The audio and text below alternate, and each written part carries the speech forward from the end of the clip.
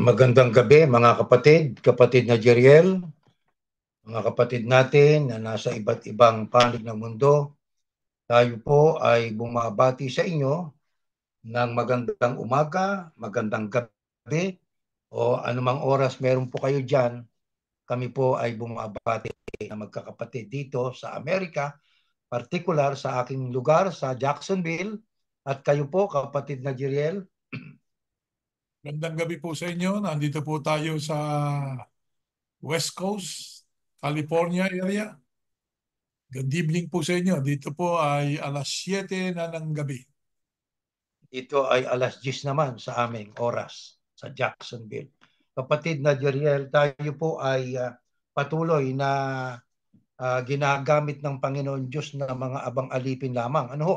Sabi nga po diyan sa ating binabasa, diyan sa bandang ibaba, the one who plants and the one who waters really do not matter. It is Yahuwah who matters because He makes the plant grow. Kaya yan pong sinabi ng Apostol Pablo, yan po ay totoong-totoo po yan na dapat nating panularan, kapatid na Jeriel. Ano? Tama. Ang nagtanim at nagdilig, sabi ng Apostol Pablo, ay hindi mahalaga.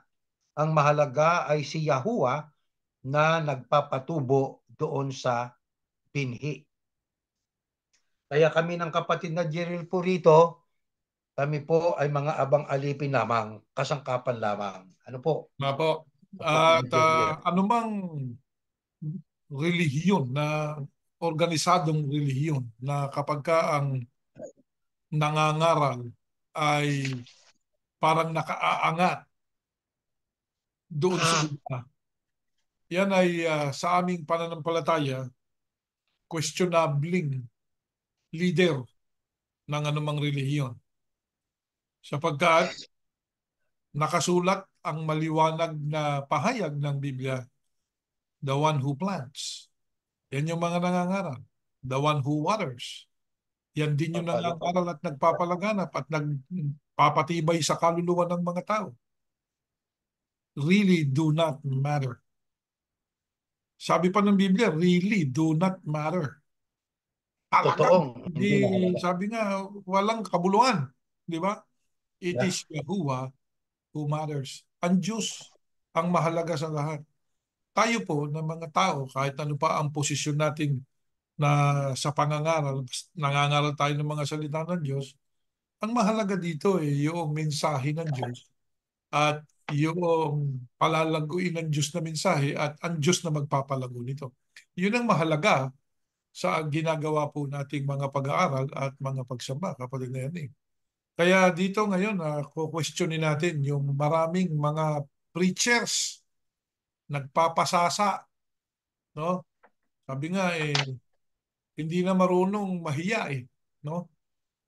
Nagpapasasa doon sa mga inihahandog ng kanilang mga kaanib na ang tingin sa sarili nila ay sila yung pinakamahalagang tao, lalo na kung doon sa kalipunan nila. Kaya protektado sila. Ha? Kung lumakad akala mo hari, hindi naman mukhang hari, di ba? Sabi nga yan ang ating talakayin sapagkat maraming tao na nalilinlang ng mga bulaang tagapangaral, kapatid na Erning. Tama po yan. At bago natin patunayan po yan at bago natin talakayin, tayo po ay mananalangin po muna. Ama naming Diyos, Yahuwah, Ama na makapangyarihang ka sa lahat, magalang po na lumalapit kami sa pamamagitan po ng aming pananalangin. Nag-aalay kami ng maraming pasasalamat sa iyo, dakilang Ama. Patuloy naming tinatamasa ang mga biyaya sa araw-araw, ang mga pagliligtas mo sa amin pong mga paglalakbay, ang pagbibigay mo ng aming pangangailangan sa araw-araw. Napakadakila po ng iyong nagagawa sa aming buhay, lalo na sa aming paglilingkod sa iyo. Kaya ibinabalik namin sa iyo ang banal na kapurihan. Niluluwalhati ka po at aming kang pinasasalamatan sa ganitong pagkakataon at maging sa bawat sandali ng aming buhay. Ama, sana'y madama nila ang iyong mga aral sa aming paghahayag ng iyong mga katotohanan. Ay samahan mo po kami at nawa, Panginoon naming Diyos, sa paghahayag namin ito, katulad ng sinabi ng Apostol Pablo, naway hindi kami ituring nila na maging kaaway nila, kundi ito ay magsilbing tulong para sa lahat upang ang aming matanggap ay kung ano ang kalooban mo, Ama, sa mga taong nilalang mo upang ikaw ang aming madulutan ng kalugur at kalwalhatian. Pakipatawad mo po ang aming mga pagkukulang at pagkakasala at pakitulungan mo kami sa ngalan po ng iyong anak, ang Panginoong Yahushua na aming tagapagligtas. Amen.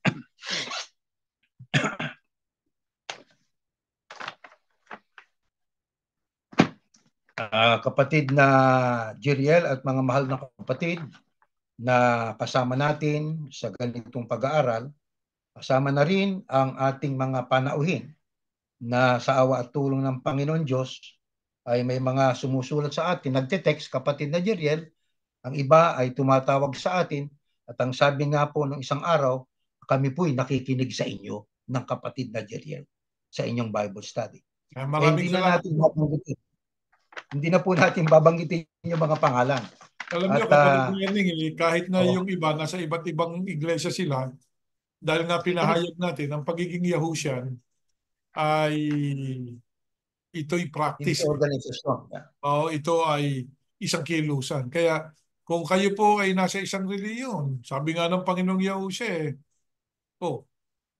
pakinggan niyo yung mga nagtuturo ng kautusan ni Moses, diyan sila mahuhusay Pero huwag niyong gagayahin yung ginagawa nila. Kaya walang masama na kayo makikinig sa iba't ibang reliyon o kayo'y nandiyan sa ibang reliyon pero nakikinig kayo sa amin o kaya yayakusin ninyo yung pananampalatayang aming pong isineshare sa inyo. Napakabuti po nun Alam niyo, kapatid Learning, marami po tayong kasama, mga nakatala pa dyan sa Iglesia ni Cristo, may mga kasama tayong Katoliko at iba't ibang religion na tinatanggap na nila yung pangalang Yahushua. Bagamat sila ay Katoliko, kasi nga simpleng pagpapaliwanag lang dito lang po ay marami po tayong kakilala. Yung katrabaho ng aking anak, isa yan sa mga kumikilala na doon sa pangalang Yahuwah at Yahusha. Bagamat siya ay Katoliko. Tama. Ngayon, ang atin hong pag-aaralan ay tungkol po sa pride. P-R-I-D-E. Hindi fried. Amor proprio sa Tagalog. Yun, amor proprio. Alam niyo, yan pong amor proprio na yan o pride. Let us flash on the screen our information about the word pride. Nagmula po o nag-ugat sa Ebreo, head. Karaniwang tinatawag sa ancient Hebrew na gaon. Gaon. Sa hubris naman, sa Griego, na nagmula sa Greek word na hybris, which means someone with exaggerated pride or arrogance. Di ba? Yung sobrang pagyayabang. Buti hindi naging hybrid. Ngayon, dito, meron akong babasahin, kapatid na Jeriel, na ito ay hindi inilagay niya ang kanyang pangalan. Pero mayroon siyang ipinahayag tungkol sa pride. Pride is a complex emotion and a personal disposition that can be both positive and negative. Yan pong pride o yung salitang hubris, kung ano man ang pagpupronounce niyan, ay isang komplikadong emosyon at isang personal na disposisyon na maaring ito ay positibo, maaring ito ay negatibo. It's often associated with a sense of satisfaction derived from one's own achievements. Ito ay malimit na ikinakapit sa isang kasiyahan ng tao dahil sa kanyang pagtatagumpay. Mayroon siyang na-accomplish, halimbawa, mayroon siyang na-achieve, kaya mayroon siyang pride. Hindi kayabangan yon. Yun ay positibong approach. The achievement of those with whom one is closely associated. Pagka halimbawa ang ating kamag-anak ay mayroong honor na natanggap sa kanyang pag-aaral, kung siya ating kamag-anak, associated tayo sa kanya closely, kaya mayroon tayong pride. Ano? Yung natutuwa lang tayo, parang gano'n. Or from qualities or possessions that are widely admired. Katulad halimbawa ni Manny Pacquiao, na siya po ang 8th division champion na boksingero sa buong mundo. Pilipino siya, tayo Pilipino rin. Ano, mayroon tayong pride, no? Ngayon, in its positive form, pride can be a healthy emotion that boasts self-esteem and encourages people to take responsibility for their actions. Sa isang positibong kahulugan, ang pride po ay isang magandang damdamin para palakasin ang ating pong pagtitiwala sa ating sarili at hikayatin yung ibang mga tao na sila ay managot sa anumang aksyon na kanilang gagawin. It serves as a motivation for individuals to strive toward goals and maintain certain standards. Ito ay tumutulong para ang iba'y mahikayat, no? Yung ibang mga tao na lalong magsikap na kanilang maabot yung kanilang goal, yung kanilang ambisyon sa buhay at kanilang mapanatili ang isang pamantayan. However, in its negative form, sa kabila naman ito, ang negatibo na kahulugan ng pride ay ito, often referred to as a hubris or arrogance, kayabangan. Yan naman ang negatibong aspeto ng salitang pride. Sa wikang ancient Greek ay hubris or arrogance, kayabangan. Pride can lead to a refusal to admit one's mistakes. Yung pong sobrang kayabangan ay magdadala sa tao para kanyang tanggihan ang kanyang nagawang pagkakamali. Ay, hindi na tama po yun. Kaya nga arrogante siya eh. Pag sinabing exaggerated self-esteem, yung ang kanyang pagtingin sa kanyang sarili ay napakataas. Parang na siyang infallible. Parang hindi na siya nagkakamali. Di ho ba? Kaya ang ganitong uring tao, ang sabi nga, yung sobrang kayabangan, arroganteng tao, magdadala sa kanya sa isang sitwasyon na kahit siya'y nakagawa ng mali, hindi ho niya kayang tanggapin yun. An inflated sense of personal status. Yung pang pinalalaki niya yung kanyang sarili. Di ba? Ang aking nagawa ay masigit kay sa nagawa nito sa nagdaang panahon. Sa maikling panahon, ang nagawa ko ay ito, ang na-achieve ko ay ito. Kayabangan yon, mga kapatid. Yun ang negatibong aspeto ng salitang ikangay pride. Ano? Ito, disrespect or lack of empathy towards others. Wala na siyang pakialam sa damdamin ng iba. Bakit? Basta siya ay self-centered. Ako ang pinaka, ganun siya. Kaya yun namang mga miyembro sa mga ganyang relihiyon, kung tawagin nga yan ay toxic church na, kapatid na Jeriel. Kasi na-abuse na sila ng kanilang spiritual leader, amen yun ng amen. Puro sila na amen ng amen. Ngayon, alam niyo mga kapatid, hindi ho maliit na bagay ang pagiging mayabang. Ang totoo nga niyan po ang pagmamayabang ay hindi po galing sa Diyos yan. Ang katunayan, ito basahin po natin kung ano ang ibig sabihin ayon sa Biblia ng kayabangan na yan o pride. Yung sobrang pagmamataas, pagtingin sa sarili. Next slide po. Ito, sa Proverbs, pakibasa natin. Everyone who is proud and arrogant in heart is disgusting. Ulitin natin. Everyone who is proud and arrogant in heart is disgusting and exceedingly offensive to the Lord.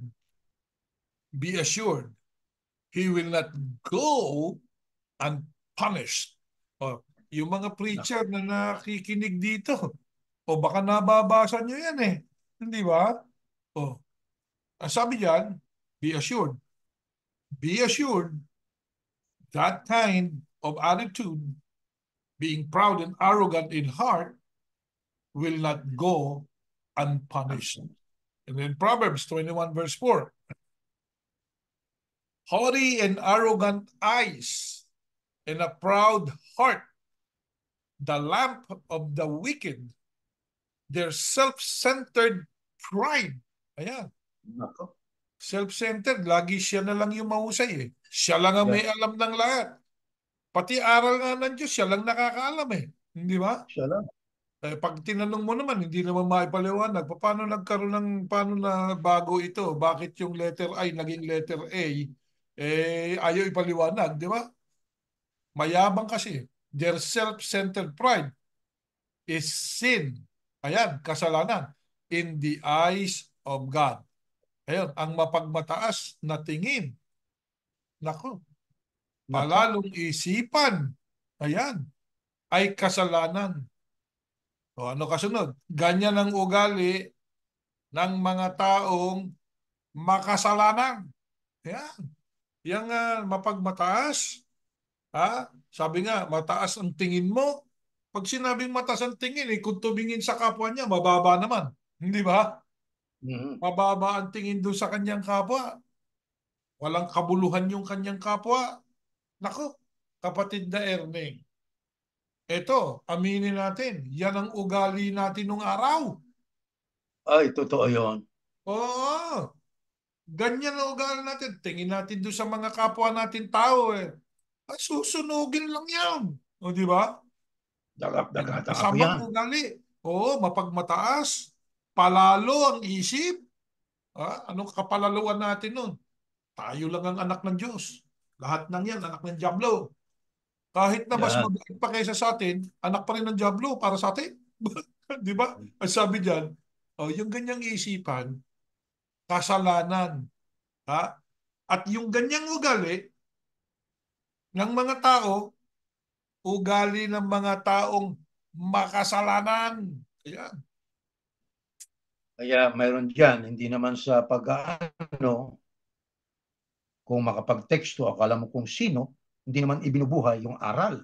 Ayan. Tabang akala mo, seryoso, akala mo talagang totoo, Tsaka, totoo. at saka alam mo Pinalalabas pa kapatid na nila yan. Ernie, kapag ka Hmm. umaarte ang isang preacher na akala mo siya yung tagapamagitan ng mga tao sa Diyos, yan ang kahambugan.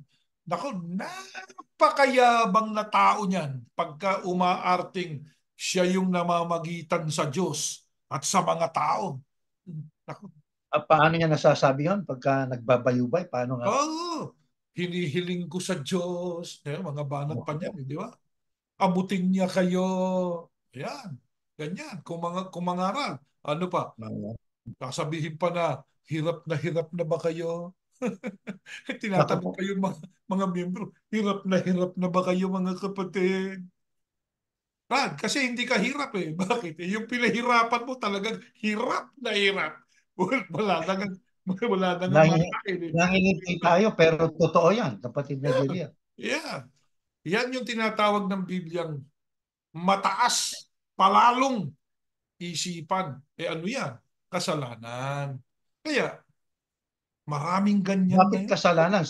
Saan ba galing yan? Di basahin Yun. natin kung saan galing. Arrogant in heart. Arrogant in heart, sabi is disgusting. Mhm. Kaya galing pala sa puso yan eh. Hindi Yeah. pala external na action ng tao yan o Eh, damdamin. Yan ay galing sa puso. Kaya ayaw ng Diyos niyan eh. Di ba? Ngayon, sino-sino po ang sabi ilan? na disgusting eh. At Disgusting. offensive. Ha? Tama. Ngayon, ating alamin, kapatid na Jeriel, sino-sino po ang nagtataglay ng pride, yung sobrang kayabangan, sa mga ilang karakter sa Biblia? Basahin po natin ito. Yan. Marami tayong matututunan. On an appointed day, Herod dressed himself in his royal robes, sat on his throne, tribunal rostrum, and began delivering a speech to the people. The assembled people kept shouting. Ayan. It is the voice of a God and not of a man. Naku, yun ang sinisigaw ng mga tao. Di ba? Mga nakikinig. And at once, an angel of the Lord struck him down because he did not give God the glory. Ayan. And instead permitted himself to be worshipped. And he was eaten by worms and died 5 days later. Naku. Ayan, no? Yan, teksto yan eh. Oh. Nag-ayos siya ng kanyang pinaka-royal na robes, yung kasuotan niya. Pumunta sa rostrum, sa tribuna. Nag-deliver nagteksto, kapatid na Jeriel, sa mga tao. Ngayon, yung mga tao nandoon, ang isinisigaw, it is the voice of a God and not of a man. Yeah. Di ba? Ganyan-ganyan ngayon. Di ba? Talagang siya ay parang ang Diyos ang nagsasalita, hindi na Parang tao. ang Diyos ang niya nagsasalita. Ay, yung palang ganyang klaseng mga preacher, kapatid na Erning, yung pala sina Herodes, ano? Oo. Kaya Herodes.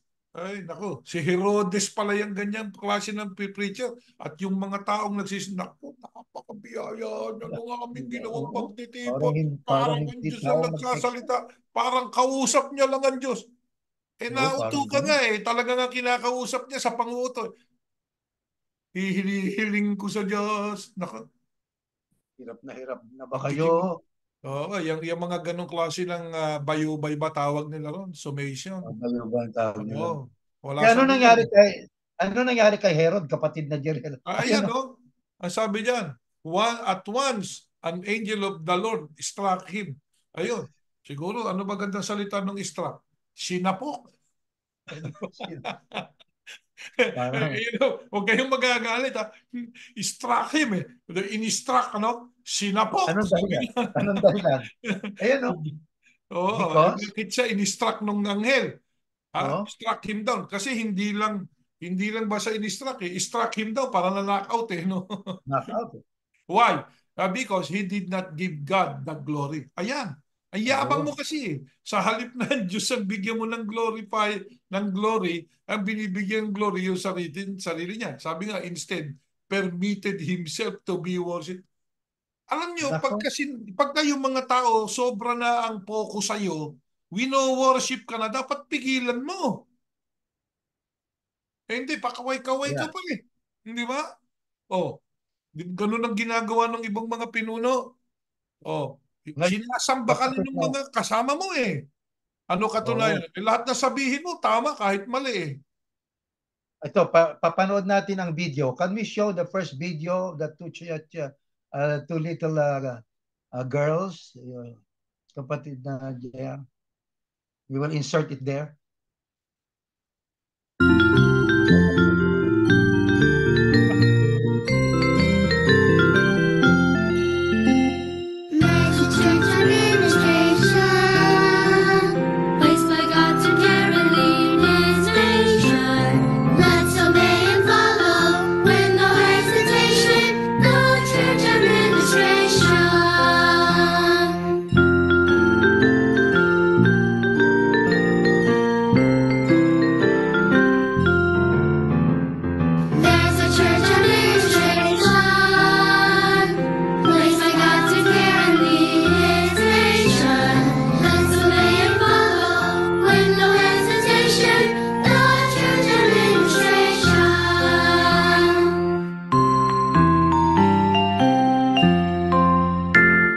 Kapatid Erning, ang nakalagay dyan, the song praising Eduardo Manalo of the Cult of Iglesia ni Cristo.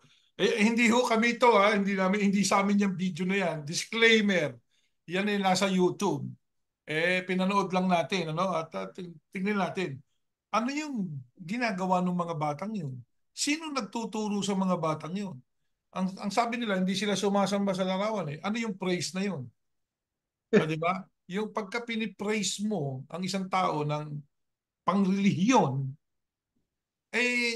questionable na. Kaya hindi ho kami kalaban na kahit kung yan ang pananampalataya nyo, walang problema. Pero yan ang punan ng maraming mga tao ngayon sa mundo. Doon sa mga preachers na ganyan ang itinuturo sa mga tao. Lalo na nga sa mga kabataan. Bata, Sa halip lang ituturo mong i-praise ng mga bata ay ang Panginoon Diyos at si Yahusha, bakit ikaw? Bakit yung litrato mo? Di ba? Bakit ikaw? Yan ang tanong. Kaya, kung gusto niyo yan, sige, gawin niyo. Sabi nga, kami lang pumupuna. Yan ay puna lamang. Pinupuna natin. Kasi nga, hindi lang tayo pumupuna, kapatid na yan. Lalo na yung gumawa yung nag-post ng video na yun. Hindi natin kilala kung sino. Pero nandyan po ngayon yan sa social media. Makikita ninyo, maraming praise song para sa kanila. No? Totoo yun. Ngayon, sino pa ang isa sa nakitaan ng malabis na pagyayabang? Arugante. Ito, next slide. Sa unang Samuel, sa Lucas. At ikinuwento niya ang talinghaga na ito, may isang mayamang may bukirin na umani ng sagana. Sinabi niya sa kanyang sarili, ano kayang gagawin ko? Wala na akong mapaglagyan ng ani ko. Alam ko na, gigibain ko ang mga bodega ko at magpapagawa ako ng mas malaki. At doon ko ilalagay ang ani at mga ari-arian ko. At dahil marami na akong naipon para sa maraming taon, magpapahinga na lang ako, kakain, iinom, at magpapakaligaya. Ngunit, sinabi sa kanya ng Diyos, hangal, ngayong gabi ay babawiin ko sa iyo ang buhay mo. Kanino ngayon mapupunta ang lahat ng inipon mo para sa iyong sarili? Ito po ay yung isang mayaman na nag-ani ng marami ang kanyang lupain, na problema siya, hindi dahil sa kakapusan, kundi dahil sa kasaganaan, dahil sa kayamanan. Kaya ano ang kanyang ginawa? Kinausap niya sarili niya, ano kayang gagawin ko? Wala na akong mapaglalagyan ng lahat ng mga inaning ito. Alam ko na. Sabi niya, gigibain ko ang mga bodega ko. Alam niyo, maraming mga tao, mga homeless. Pero dito sa taong mayaman na ito, mga bodega, maayos, pero gigibain niya yon. At ano sabi niya? Magpapagawa ako ng mas malaki. At doon ko ilalagay ang ani at mga ari-arian ko. At dahil marami na akong naipon, anong sabi niya sa kanyang sarili? Pakaligaya ka, uminom ka, kumain ka, magpakasaya-saya ka na. Pero ano sabi ng Panginoon Diyos sa kanya? Hangal. Ngayong gabi, babawiin ko sa iyo ang buhay mo. Kanino ngayon mapupunta yung mga inipon mo para sa sarili mo. Ito isa rin sa mga mayabang itong taong mayaman na ito. Ano kayabangan niya? Na hindi malang naalaala ang Panginoon Diyos. Walang utang na loob sa Diyos. O di ba? Pero ang ganyan mga tao ngayon na talagang dahil po sa kanyang kasaganaan, nakalimutan niya na kung ang mga tao mahalaga sa buhay niya. Bakit? Masarap ang buhay niya eh. O di ba? Kaya Yung kapatid mahal niya sa natin, buhay, it is. ang naging damdamin ng Diyos sa kanya, na-open di sa kanya. Ang pindan Kaya ano Diyos. sabi ng Diyos? Hangal! Di ba pagka nauupindi ka, hangal! O ano pa yung Hangal. salita ng hangal? Fools! O ano pa Yeah, yung salita ng fools Tagalog? Tanga! O tama. ayan. Ayan. Bakit? Ngayong gabi, babawiin ko buhay mo. Isipin mo, kapatid na Erning, puro ka kayabangan. Pag binawi nga naman yung buhay mo, sino ngayon makikinabang niya sa inipon mo? Itong mayaman na to, kapatid na Erning, ha, peg mo na. Bigyan natin pansin, Hmm. ha. Mayaman to, no? Pero hindi to nangihingi, ha. Hindi to mayaman dahil sa abuloy ng iba, ha. Hindi. Hindi. Nagpaganda yung Oo, trabaho. marami talagang ari-arian yan. Hindi dahil sa nangihingi ng abulo yan o nagpapayaman sa pamamagitan ng pangalan ng Diyos. Ano? Ito ay talagang mayaman. Pero sabi ng Diyos, hangal ka eh. Ano kahangalan?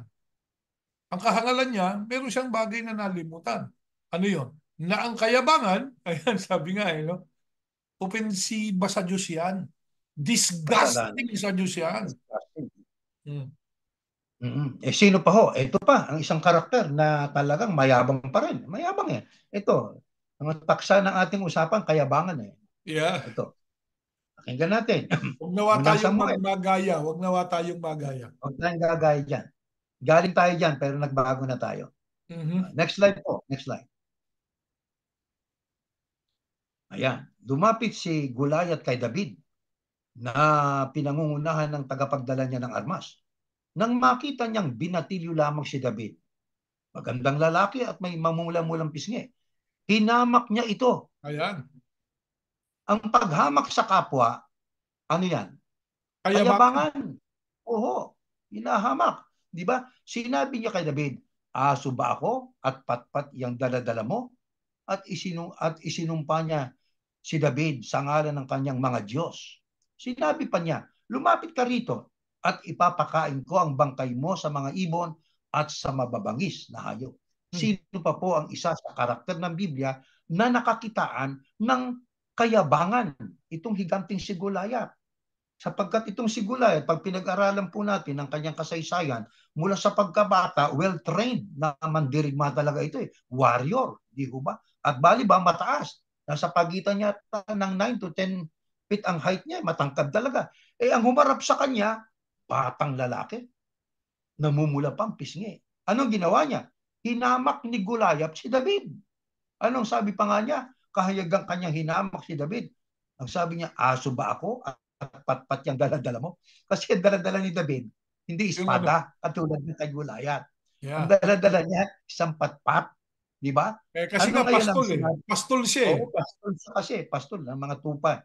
At isinumpa niya si David sa ngalan ng kanyang mga Diyos. Ano sabi niya? Lumapit ka rito at ipapakain ko ang bangkay mo sa mga ibon at sa mababangis na hayop.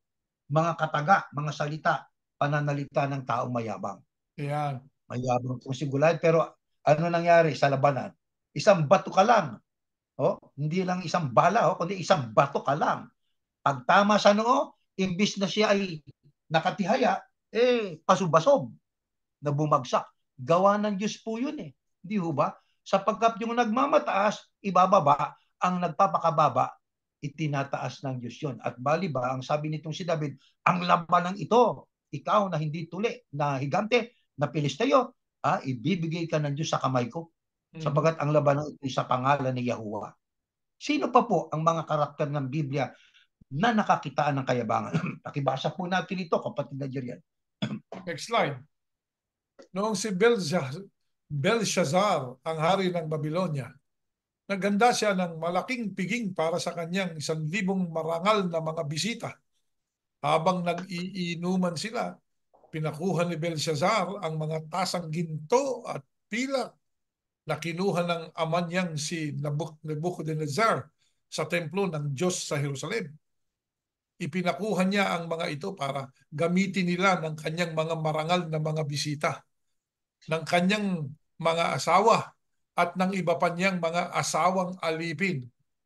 Nang madala na sa kanya ang mga tasa, ginamit nila ito para inuman. At habang sila'y nag-iinuman, pinupuri nila ang kanilang mga Diyos na gawa sa ginto, pilak, tanso, bakal, kahoy at pato.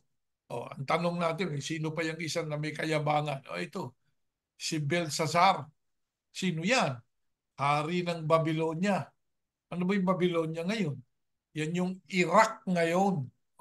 Ito yung pinalitan ni Saddam Hussein. Di ba? Ito yung isa sa mga hari noon. Ah, Diyan sa Iraq o kaharian ni Hussein. Anong ginawa nito? Naghanda. Anong klaseng paghahanda ang ginawa? Malaking piging o malaking party ang ginawa niya. Para kanino? Para sa 1,000 marangal na mga bisita. Sabi nga hindi lang basta bisita marangal na bisita. Ngayon, habang nagiinuman sila, ano ang ginawa nitong si Belshazzar? Ipinakuha niya yung mga tasang ginto, pilak, na kinuha ng ama niyang si Nebuchadnezzar sa templo ng Diyos sa Jerusalem. Akala mo naman, kanila yung ipagyayabang doon pala galing sa templo ng Diyos yun. Yeah. Ipinakuha niya mga ito para gamitin nila ng kanyang mga marangal na mga bisita. Ng kanyang teka muna, linawin natin. Marangal sa sintidong society yan, ha? Yeah. Hindi Alta, marangal, siyudad. marangal ang buhay, ha? Hindi ganun. Marangal, sinasabi diyang marangal dahil nasa high society sila. Yun ang sinasabi, honorable, di ba? Sabi nga Honorable. ayan, honorable in the sense na nandun sila dun sa class na mataas. Yeah. Ano ginawa nitong si Belshazzar? Pinakuha yung mga tasang ginto, pila, at doon sila uminom ng kanyang mga bisita at ng mga asawa. Nako, dami pa palang asawa nito. Di ba? Pa. At ang iba pa niyang mga asawang alipin. Nako, meron ang asawa, meron pa palang asawang alipin. Nako, Nang madala na sa kanya ang mga tasa, ginamit nila ito para inuman. At habang sila nagiinuman, pinuri nila ang kanilang mga Diyos na gawa sa ginto. Isipin mo yan. Ininuman Yeah. mo yung ininuman mo yung tasang ginto. Tapos yung Diyos mo gawa sa ginto. Ano ba 'yon? 'Di ba? Hindi ba mukha yatang ano eh. Ba't ang Diyos mo gawa sa ginto tapos iniinuman mo lang yung ginto? O sige. Oh, next slide. Ito pa. Ito pa. Yan. Walang ano-ano'y may nakitang kamay ang hari na sinusulat sa pader, na sumusulat sa pader ng palasyo malapit sa ilawan. Dahil dito, nanginig at namutla ang hari sa tindi ng takot. Duwag pala to eh. Di ba? Mhm. Kaya sumigaw siya na ipinatawag ang marurunong sa Babylonia, ang mga salamangkero o mga magician, mga Mhm. astrologo, astrologists, at ang mga manghuhula. Naku, ano ba itong manghuhula? Ha? Si Madang Oring? Ayan. Nang dumating sila, sinabi niya sa kanila, ang sino mang makabasa ng nakasulat na yan at makapagpaliwanag ng kahulugan ay bibihisan ko ng maharlikang damit at pasusuotan ko ng gintong kwintas at siya'y magiging pangatlong pinakamataas na pinuno sa aking kaharian. Nako, Mhm. umapit ang Putungot. mga marurunong upang basahin ang nakasulat sa pader, pero hindi nila kayang basahin o maipaliwanag sa hari ang kahulugan nito. Tuloy pa natin. Next slide. Next slide.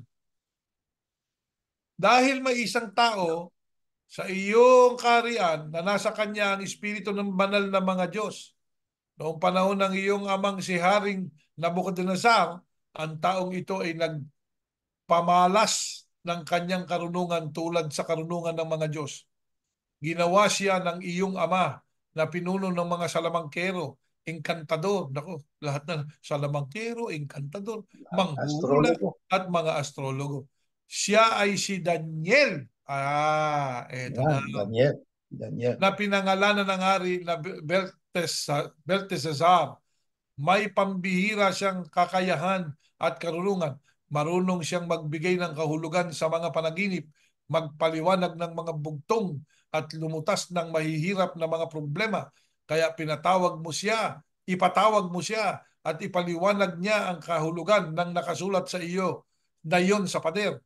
Kaya pinatawag si Daniel at nang siya'y dumating, sinabi sa kanya ng hari, ikaw pala si Daniel, na isa sa mga bihag na Hudyo na dinala rito ng aking ama mula sa Huda. Tuloy pa Ayun. natin. Next slide. Tuloy natin. Next slide.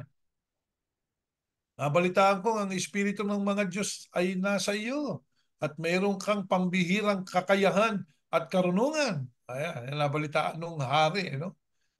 Mhm. Pinatawag ko na ang marurunong, pati na ang mga engkantador para ipabasa at ipaliwanag ang kahulugan na nakasulat na yun sa pader. Pero hindi nila ito nagawa. Hindi Nabalitaan ko nagawa. marunong kang magpaliwanag ng kahulugan ng mga pangyayari at kaya mo ring lutasin ang mabibigat na mga problema. Kung mababasa mo at maipapaliwanag ang kahulugan ng nakasulat na yan, pabibihisan kita ng maharlikang damit, pasusuotan ng gintong kwintas, gagawin Wow. kitang pangatlong pinakamataas na pinuno sa aking kaharian. Madaming alok, ano?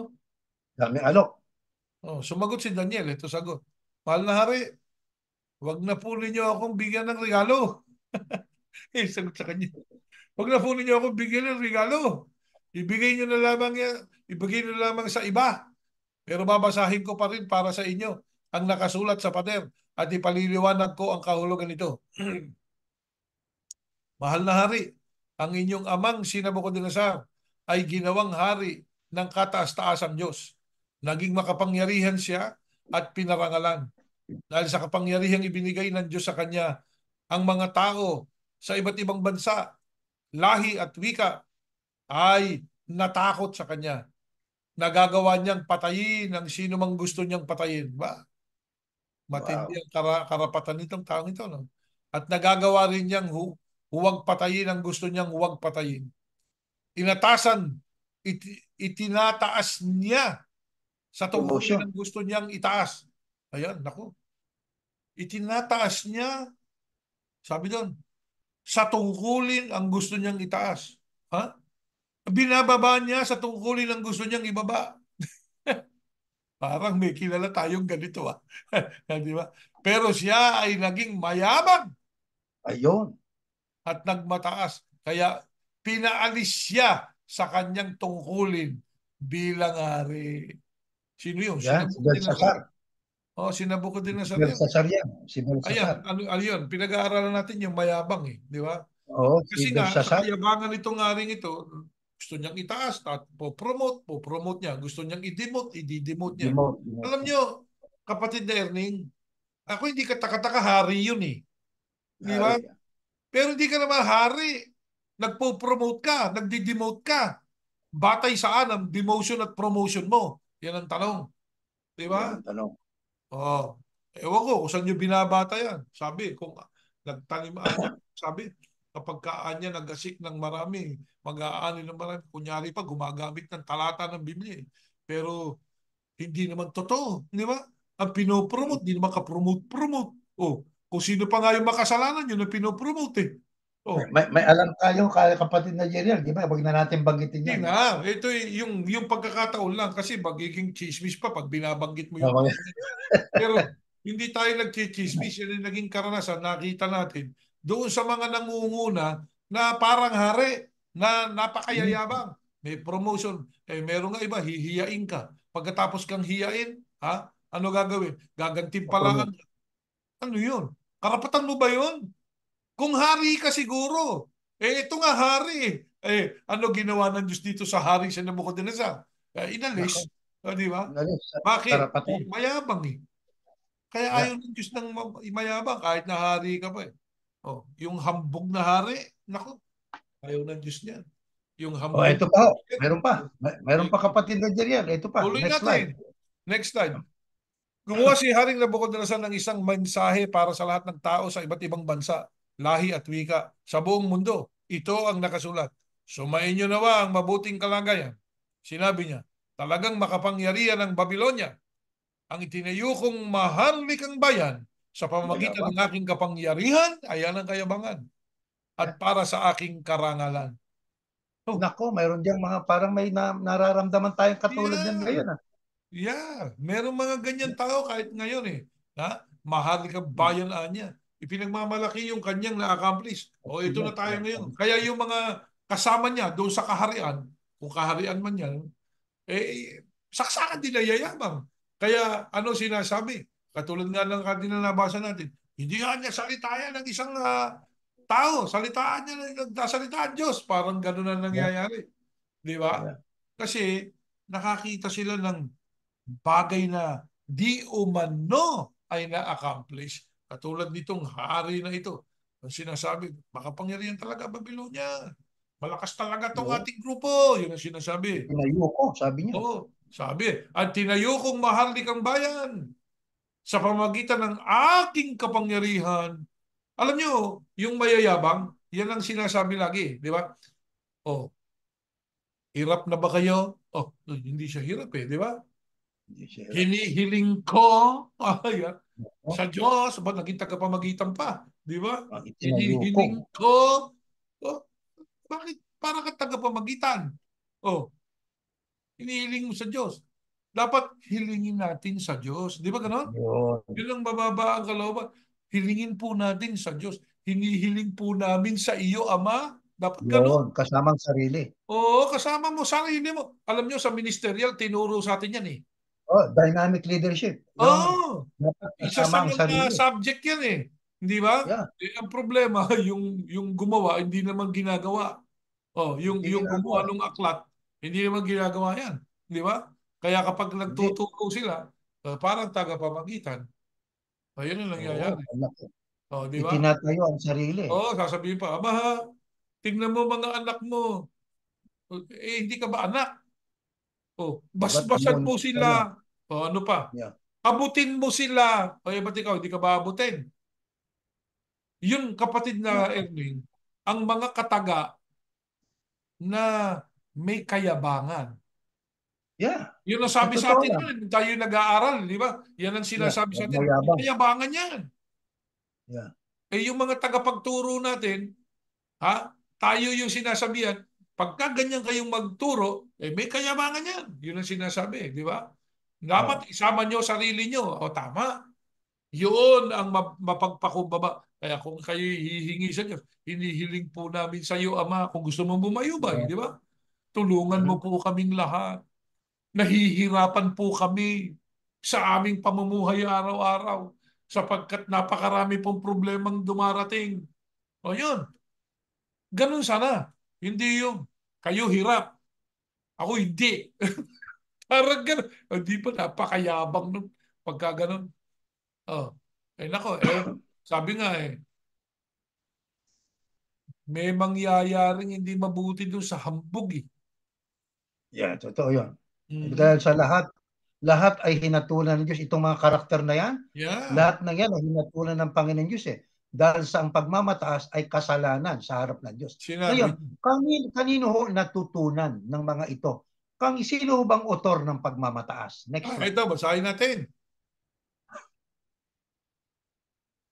Nahulog ka mula sa langit. Nako, may nahulog mula sa langit.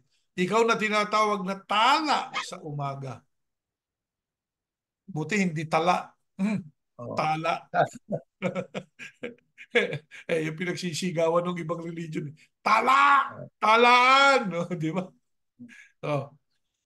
Ibinagsak ka sa lupa. Ayun sabi. Ikaw na nagpasuko ng mga bansa. Sinabi mo sa iyong sarili, aakyat ako sa langit at Ayun. ilalagay ko ang aking trono sa itaas ng mga bituin ng Diyos. Naku po. Uupo ako sa itaas ng bundok na pinagtitipunan ng mga Diyos sa bandang hilaga. Aakyat ako sa itaas ng mga ulap at magiging gaya ng kataas-taasan Diyos. Naku, napakayabang nito. Naku. Yan palang author ng kayabangan eh. O yun, Yung tala sa dati umaga. cherubim. Tala sa Ayun. umaga. Oo, inihulog. Nang Saan? Sa ihulog. lupa. O, Nang inihulog. ihulog naging Satanas. Yan, naging Satanas, di ba? Alam nyo kapatid ni Mhm. Herning, yang fallen angel, yan po ay mapagmataas. Kaya tayo, hindi kayo, tatawagin nyo kaming fallen angels eh. Wala namang kaming, hindi naman kami mapagmataas. Wala namang kaming ipagyayabang. Di ba? Oh, Yeah. yung nagyayabang, yun ang fallen angel. Oh.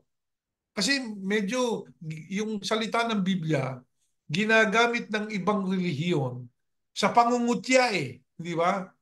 Na Totoo yun. kukutyain yung kapwa niya tao. Hindi. Palabasin natin dito sa ating pag-aaral. Hindi kung sino sa atin ang tama. Ano ba tama? Ang tama po, huwag tayong magyayabang.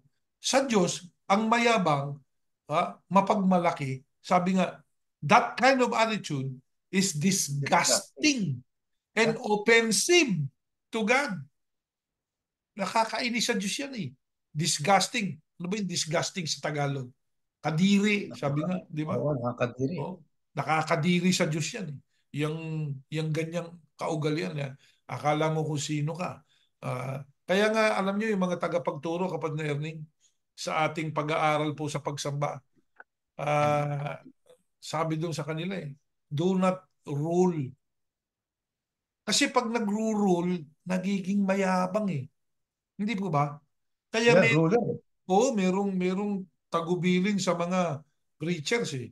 Lalo na yung mga apostol. Do not rule, sabi sa kanila. Oh, huwag kayong magigari-harian. Do not rule over those who were entrusted unto your hands or the flock. Huwag kayong ruler. Hindi kayo ruler. Show yourself as a good example. Ayan, sa pagsunod sa kalooban nino ng Diyos. Oh, sabi nga dapat ang buhay ng isang preacher, payak. Alam niyo ba yung payak? Hindi payat, ano? Simple. Bagay, maganda Simple. rin yung payat kasi yung napakataba, hindi rin magandang tignan. Di ba? Mukhang oso, sabi nga. Pangit. Sa ministerial ethics natin, hindi rin maganda yung napakataba. Di ba? Yung sinasabi. Itinuro sa Kaya, atin yun. oo. Kaya dapat simplified lang ang buhay natin. Payak, simpleng buhay lang. Hindi yung napaka nakaplamboyant na buhay. Alam niyo, mamaya meron akong i-share mamaya, no? Na mga pastor dito sa Amerika na Yeah. hindi payak ang buhay, kapatid Erning. Hindi. Oo. Ngayon, kapatid na Jeriel, yung isipang pagmamataas, espiritu yan. Ang author niyan ay si Satanas. Yan. At yung isipan na yan, pagka tayo hindi nag-ingat, matatanggalin din natin yun eh. Matatanggalin din natin yun. Yeah. Di ba? Susceptible Nalilibang tayo. tayo. Yeah. Susceptible Nalilibang tayo dyan tayo. eh. Totoo yun. Kaya bakit galit ang Diyos sa mga mayayabang, mapagmataas? Yeah. Ito po, Kawikaan. Next slide. Ayan, next slide. Sa Kawikaan, sa 16-18, ang sabi, ang kayabangan ay humahantong sa kapahamakan at ang nagmamataas ay ibabagsak. Kaya galit ang Diyos sa mayayabang sapagkat ang ibig ng Diyos sa lahat ng tao ay magtamo ng kaligtasan. Kaya nga isinugo niya ang kanyang bugtong na anak upang akuin ang kasalanan ng mga taong nagkasala. E gaano ho ba karami ang nagkasala? Di ba lahat? Kaya hanggat maaari, ibig ng Diyos ng lahat ng tao ay maligtas. At yan din nakasulat sa unang Timoteo 2:4. Di ho ba? At pero ang tao, pagka siya po ay hindi nag-ingat, ay hindi niya namamalayan na siya pala'y mayabang na. At ang iba naman talaga, sinasadyang maging mayabang para ipakita na siya ay mas mataas kaysa sa iba. Iba siya, natatangi siya. Parang ganun ba? Pero ang sabi ng Biblia, ang kayabang ay humahantong sa kapahamakan. O ilang karakter yung ating pinag-aralan na yan. 4 na mga karakter sa Biblia ang ating napag-aralan na bunga ng kanilang kayabangan, humantong sila sa kapahamakan. Ang sabi pa nga, at ang nagmamataas ay ibabagsak. Kawikaan 18:12. Ang pagmamataas ng tao ang magpapahamak sa kanya. Ngunit ang pagpapakumbaba ang magpaparangal sa kanya. Yan po ay kawikaan na ang sabi ng Biblia, ang pagmamataas ng tao ang magpapahamak sa kanya. Kaya mga kapatid, marami ng mga tao sa kasaysayan ang dahil sa pagmamataas ay nawawala na po siya ng empathy sa kanyang kapwa-tao. Wala na siyang pakialam sa pakiramdam ng iba o damdamin ng ibang tao. Ang kanyang sarili po ang siyang mahalaga para sa kanya. Pero ang sabi ng Biblia, ang pagmamataas ng tao ang magpapahamak sa kanya. Yun namang nagpapakababa. Ngunit ang pagpapakumbaba ang magpaparangal sa kanya. Kaya mga kapatid, mag-iingat po tayo sapagkat tayo ay pwede rin maging biktima ng kayabangan kung hindi ho tayo magiging aware. Di ho ba? Yan pong pride o hubris sa wikang ancient Greek ay problemang pambuong mundo. O ano kaya ang dahilan ng mga digmaan na yan? May kinalaman yung pride. Oo, yung pride. O may kinalaman yung kayabangan. O katulad ng paglusob ng Russia sa Ukraine, may kinalaman yan sa kayabangan na kahit na sila'y natatalo na, talagang ramdam mo pa rin ang kayabangan sa mga leader ng mga bansang yan na talagang sila ang nag-initiate, sila ang nag-provoke para magkaroon ng kaguluhan. Dahil sa pagtingin sa kanilang sarili, mas dominante kami kaysa sa inyo, mas makapangyarihan kami kaysa sa inyo. Anong isipan po yun? Isipan po yun ng kayabangan. Kaya hindi lamang mga tao na mga namumuno na mga bansa ang siyang pwedeng kakitaan ng kayabangan, maging ang karaniwang mga tao. Kahit mahirap nga, may kayabangan pa yung iba Yung iba namang mayayaman na ang expectation ng iba ay mayabang pero mababa loob. Pero namang mga mahirap na expectation mababa loob, baliktad naman ang nangyari. Yung pang mayabang, di ba? Ayaw ho ng Diyos ng ganyang pag-uugali. Di ba? Bakit? Sapagkat ang pride ay isang kondisyon ng puso po yan Galing sa puso po yan. Katulad ng ating mababasa. Next slide. Ito, sa Proverbs. My son, pay attention to my sermons and incline your ear to my eloquent words. Preserve your heart with all watchfulness, for life proceeds from this. Kaya mula sa puso po yung kayabangan Di ba? Ang sabi nga, ang mula sa bukal ng puso ang nagsasalita ang bibig Di ba kapatid na Jeriel? Kung ano yung lumalabas sa bibig natin, galing sa puso po yun Di ba? Biro lang naman, pero ang totoo, galing sa puso po yan. Kaya kung ano po yung nakikita natin, nadidinig natin sa isang tao, na para siya nagmamataas, Ayun talaga laman ng puso niya. Meron namang iba dyan na nagpipretend lang na mababa loob. Sabi nga mababa sa panglabas na anyo, pero sa loob naman ay mayabang. Kaya bilang mga Yahusyano, mga kapatid, hindi tayo dapat maging ganon. Hindi yun ang inaasahan sa atin ng Panginoon Diyos. Ngayon, para atin po madaig yung kayabangan, huwag tayong maimpluwensyahan yan. Sapagkat tayo kabilang na sa mga tagasunod ng ating Panginoong Yahusye. Di ho ba? Ano dapat gawin? Next slide. Ito. Mga Yahusyano, ito dapat gawin. Maipagmamalaki ko, sabi ni Pablo, ang karanasan kong yon. Pero kung tungkol sa aking sarili, wala akong maipagmamalaki maliban sa aking mga kahinaan. Kaya si Pablo ho, dating mayabang yan. Nang utusan siya ng mga namumunong mga pare, na mga Jews noon, kung sino yung mga Nangangalatgan pa. iglesia, Kapatid nang Ernie, nangangalatgan pa nga yan ng mga mayabang tagasunod ni din si Jose. Saulo. Dating Saulo, di ba? Ang Yeah. sabi niya, nang siya'y matawag, ang sabi niya, wala akong may pagmamalaki maliban sa aking mga kahinaan. Ano ibig sabihin yan? Ang kanyang ipinagmamalaki dahil sa kahinaan niya, naging malapit siya sa Panginoon Diyos. Kaya Yeah. yun ang ipinagmamalaki niya, naging malapit siya sa Diyos. Ano pa sabi sa Biblia? Ito sa unang Pedro. And so, be humbled under the powerful hand of God, so that He may exalt you in the time of visitation. Kaya kababa ang loob. Be humbled under the powerful hand of Yahuwah. Kaya kailangan po sa mga Yahusyano maging iba tayo. Tayo nasa mundo, pero tayo po ay hindi ugaling makamundo. Tayo po ay naglalakbay. We are but just sojourners. Naglalakbay lamang tayo sa mundo. Ang ayaw ng Diyos, kayabangan, alisin natin yan, mga kapatid. Yeah. Hindi Kapatid ho Ernie, katangian yan. yung sinasabi natin, ano, ay paghahayag. Itong ginagawa natin ay paghahayag kung ano yung nakasulat sa Biblia. Kung ano hindi natin dapat maging kaugalian. Sabi nga, kami po, aminado kami.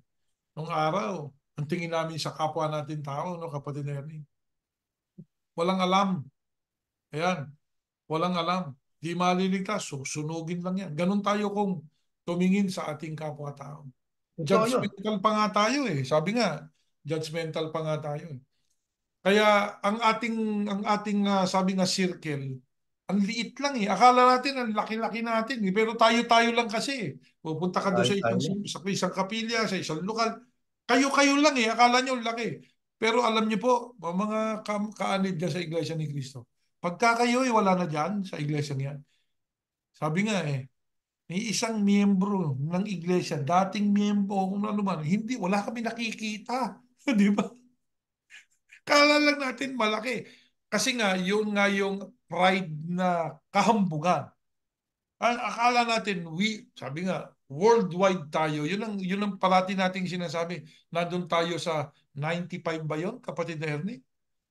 Oo. 95 Sabi mo, countries hindi and kumulang. territories, di ba? Yan. 100 something Pinagyayabang daw. natin yun, 95 countries. Kaya sabi, global tayo. Pag tinignan mo naman, dito lang, sa California, kumpara mo ang bilang natin, no, yung iglesia ka pa, no, doon sa kabuuan ng California. Ni tuldok, wala tayo sa tuldok eh. Di ba? Yan. Pero, yabang na tayo sa sarili natin. Oh, kung ano-ano ang pinaggagawa natin na akala mo tingin natin sa kapwa natin mababang klase. Oh, pati yung kanilang pagdiriwang eh. Sabi nga hindi lang kayabangan ang napunta sa ating kapatid na Erning naging ipokrito pa tayo eh. Ako, aminado ko dyan. Pero ngayon, sinisika Ako po din. natin, kapatid na Erning, ito, yung magiging humble under the powerful hand of God. This is what we are trying to become. Sinusubok po namin mabuti na maging mababang kalooban under sa kapangyarihan ng ating Panginoon Diyos. Ito ang mga Yahusian ngayon. Kaya nga po, kapatid na Erning, paggawa natin ng mabuti, hindi na natin kailangan pangalandakan eh, di ba? Hindi na. Pero meron kaming naging karanasan. Ito karanasan lang naman. Yung ginawan mo ng mabuti, kapatid na Erning, tumingala sa langit, nagpasalamat. Ang sarap pala ng pakiramdam nun. Totoo Oh, yun. oh, kumakain sa isang restaurant, pas may makikita kang sa labas na parang nagugutom na tao. Sabi nga, yung dito, tawag nila ron yung homeless, ano? May homeless. Homeless.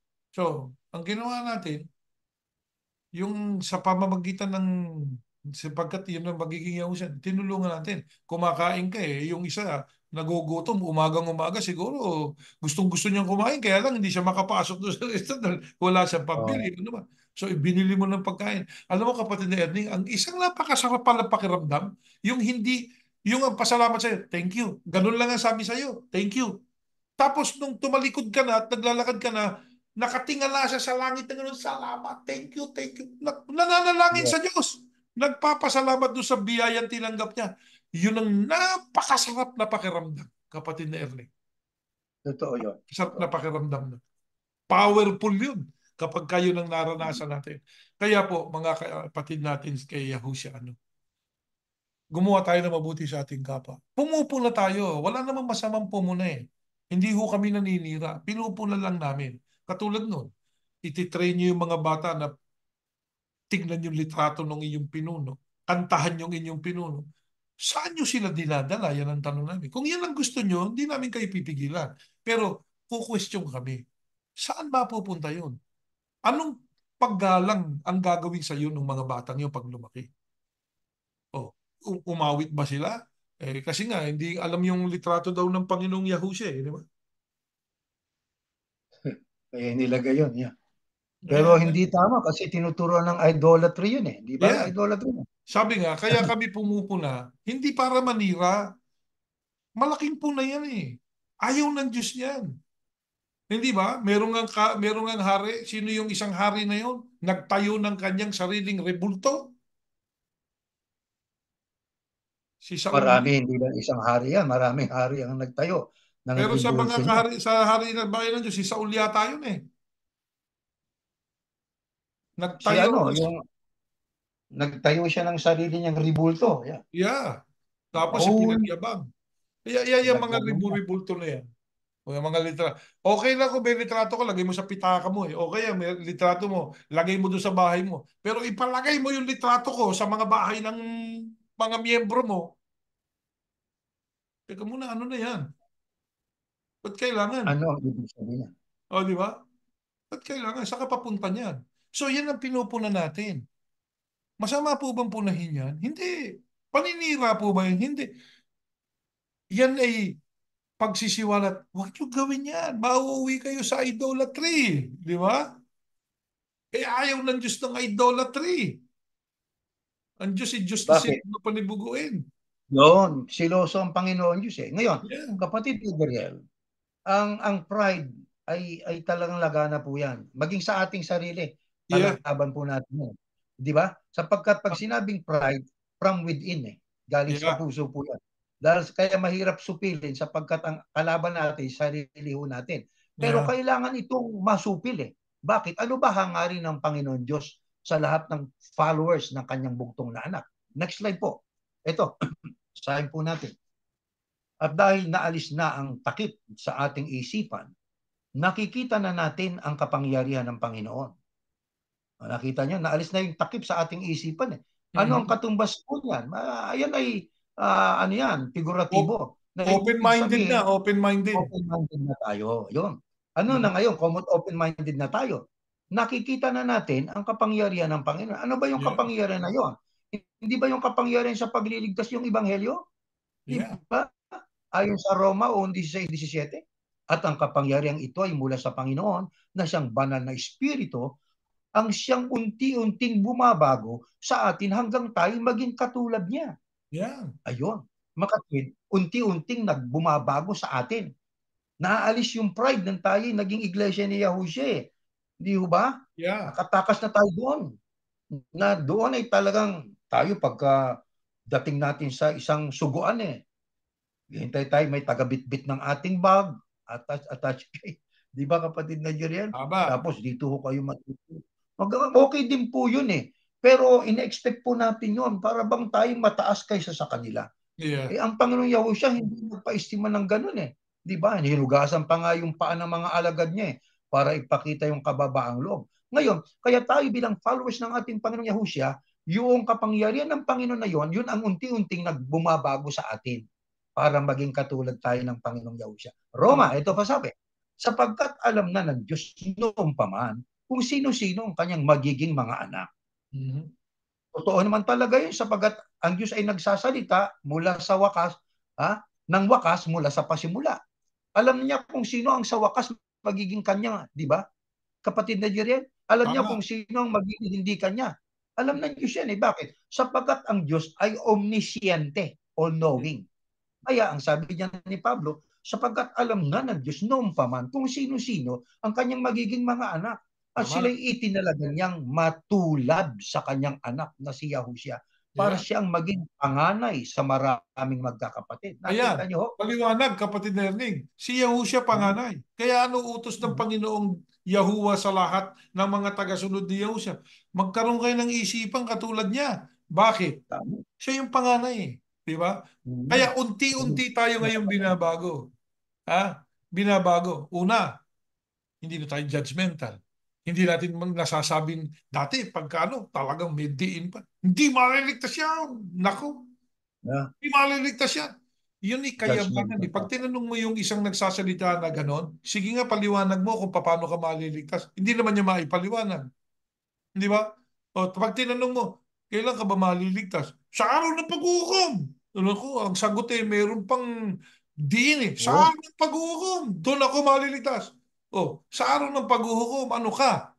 Tupa o kambing? Ako yung tupa. Sabi niya, tupa kami. Pagdating ng pag-uukom. O, tapos pag bigla mong sinabi niya sa mga yan, hindi pala kayo kasama sa unang pagkabuhay. Bakit hindi? Kasama rin kami. No? Teka muna, magulo ka eh. Di ba? Sabi mo, sa paghuhukom ka maliligtas. Sa paghuhukom ng Panginoong Yahushua, may kasama siya eh. Sino yung kasama niya? Yung mga naunang binuhay. Ikaw yung tupa dito sa bababaan niya. Hindi ka kasama ang bababa. Hindi nyo ba naiisip yan, mga kaibigan, mga kapatid namin, lalo na yung mga iglesia ni Cristo, na sigaw kayo ng sigaw, kayo ligtas, kayo ligtas. Pag tinanong kayo, kailan kayo maliligtas? Sa paghuhukom. Pag naghukom si Yahushua, sabi nga, pagbaba ni Yahushua mula sa langit, kasama niya yung mga laksa-laksang mga banal. Sino yun? Yun yung mga sumalubong sa kanya sa unang pagkabuhay. Kasama niyang bababa. Sino Pati kayo mga doon? anghel. Kayo yung bababaan eh. Kayuan niya yung Yeah. mga tupa eh. Hindi kayo kasamang umakyat. Yun ang hindi nila alam, kapatid na Erning eh. Bakit Namix nga? nila yun. Kasi Yeah. nauuna yung pride, yung Right, right. kahambugan na ang akala nila alam nila lahat. Tapos tatanungin mo, teka muna, ilang libong taong kayo doon sa Bayang Banal, doon sa Holy City na Street of God. 1,000 taong kami doon. Doon mag-aari si Yahushua. Sabi nila, Oh, teka muna, ayun nga ang sagot. bakit doon mag-aari? Nandun yung kanyang ama na yun ang hari ng lahat. Doon siya susuko. Di ba? Doon sa Yeah. loob ng Bayang Banal. Siya mag-aari. Dito. Tinatanong tayo. Dito, magiging hari siya ng mga hari. Dito yun sa lupa. Nasa ng seat. Nasa Jerusalem. Yan, hindi alam. Hindi alam. Bakit hindi nyo alam? Kasi nga po, nauna yung pride. Na ang akala, alam na nila lahat. Mga kapatid, ganyan po kami binago ng Diyos. Unti-unti ipinakikita sa amin yung kanyang plano. Hindi po ba kapatid Erning? Yan ang ating naging karanasan ngayon. Yeah. Hindi naman ho namin Totoo po yan. natutunan ito sa isang araw lang eh. Ilang taon na po ba tayo ngayon na Itong taon na. 7 taon na eh. Simula noong tayo magpasimulang sumamba na meron tayong handugan. 7 taon na nakalilipas. Mahalaga pa namang number sa Diyos yung number 7. Yan. Di ba? Ito, Kaya yeah. yung kapatid kaya ho siya, 7 taon ngayon, kaya kinakailangan lalo tayo na mag-pay attention sa sinasabi ng ating Panginoon Diyos. Ayan, sabi niya, sila itinalagan niyang matulad sa kanyang anak. Diyan tayo itinatalaga ng Diyos. Matulad sa kanyang anak sa kababaan at sa kaalaman. Yeah. At ang Ayun sabi po, pa sa Mateo. 29, You Oo. know, sundin ninyo ang mga utos ko, sabi ng Panginoong Yahusya Oo. sa mga alagad niya. Ha? Hindi niya sinabing magpatala kayo. Hindi. Hindi. Ang sabi niya, sundin ninyo mga utos ko at matuto kayo sa akin. Yan. Kanino Ayan, tayo natuto? dahil mabait ako. Ayan, sabi Oo, niya. mabait ako, mababang loob. Oh. Pag sinabing matuto, mula sa pagkabata, dapat ay matuto na ng tama. Hindi Yeah. yung mula sa pagkabata, sinasanay mo sa larawan. Yeah, Hindi mo sinasanay doon sa tama po. pagiging idolater. O, di ba? Yeah, hindi ho Na maganda po. maging idol niya yung pinuno. Dapat ang itinuturo nating iduluhin nila si Yahusha. Sapagkat yun ang gusto ng Diyos, magkaroon kayo ng isipan katulad ni Yahusha. Ano ibig sabihin? Siya yung idol niyo. O, di ba? Kung meron kayong idol, si Yahusha. Hindi ko sino-sino iniidolo niyo eh.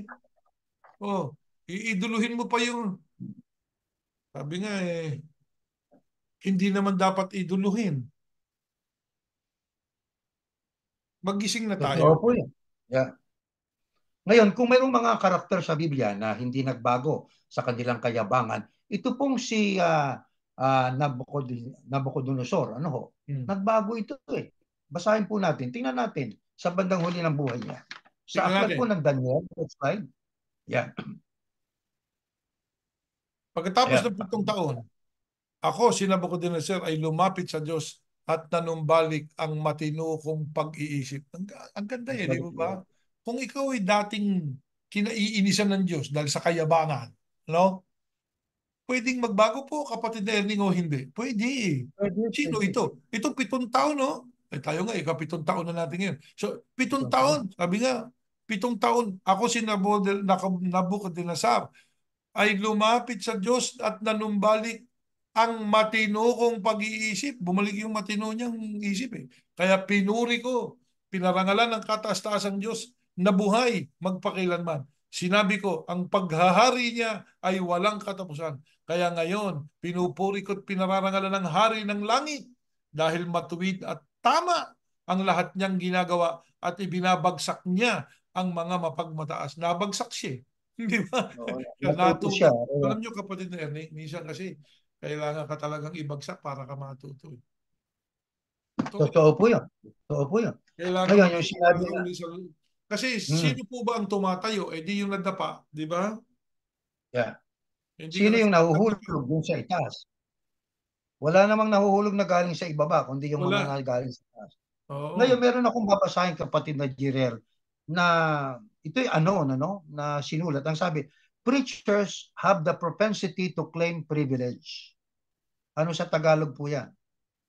Yung may mga mangangaral na mayroon pong inclination, mayroon pong posibilidad na magkiklaim siya ng pribileyo. Karapat dapat ako dyan eh. Yeah. O di ba?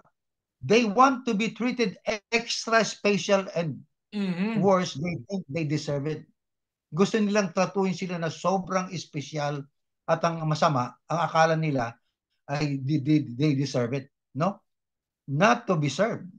Ayan. Ito, Yahushua, the begotten Son of God, came to serve, not to be served.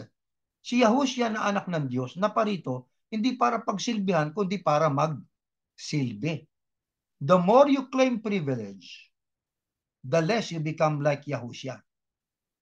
Sa lalo mong paghahangad ng mga pribilehiyo, lalong hindi ka magiging katulad ng ating Panginoong Yahushua. But sharing what you have with others, share mo kung anong meron ka sa iba. Hindi, gusto mo ikaw. Anong sabi mo niyo kanina, kapatid na Jiren, ng bayubay? Naghihirap na ba kayo? Hirap na ba kayo? Oo. Ang sabi rito, but sharing what you have with others. But hindi mo i-share yung kung merong ano ka. I-share mo sa ibang mga mahirap na miyembro. Sapagkat ang sabi nga, ang tunay na relihiyon ay ang tumutulong sa mga byuda, sa mga ulila, sa mga mahihirap. Taking the low place and serving alongside others can make a big difference.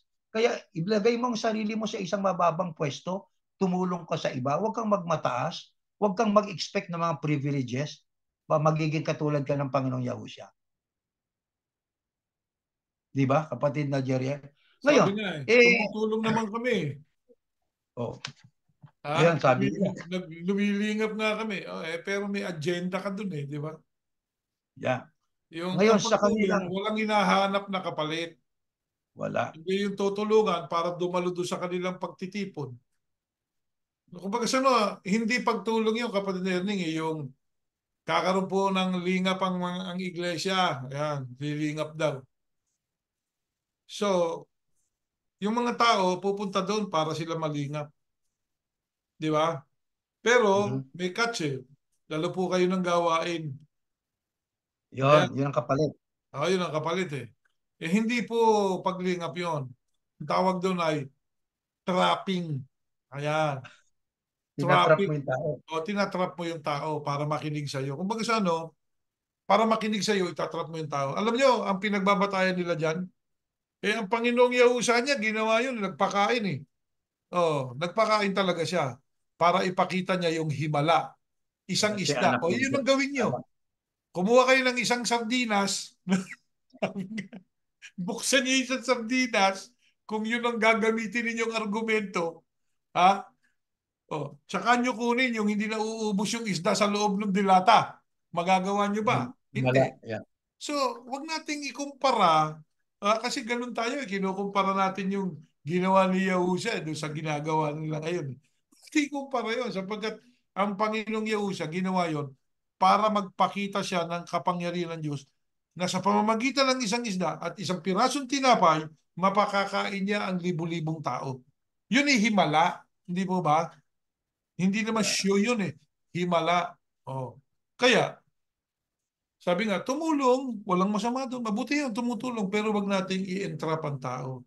Para lang makinig sa atin, bibigyan natin ng kung ano-ano. No. Ito, ginagawa po namin ng kapatid na Erning. Nagpipreach kami. Pero, nagtatrap ba tayo, kapatid na Erning? No. Hindi Yeah. natin tinatrap ang tao. Makinig ka kung gusto mong makinig. Ayaw mo makinig, di bala ka. Sabi nga, ang iglesia po ni Yahusha, ang aming ginagawang pagpapalaganap kung ano yung nakasulat. Sabi, preach the gospel. Preach the gospel. Yeah. Kanino manggagaling ang pananampalataya? Sabi nga, he who believes, yung nakinig, pag naniwala, bautismuhan. Di ba?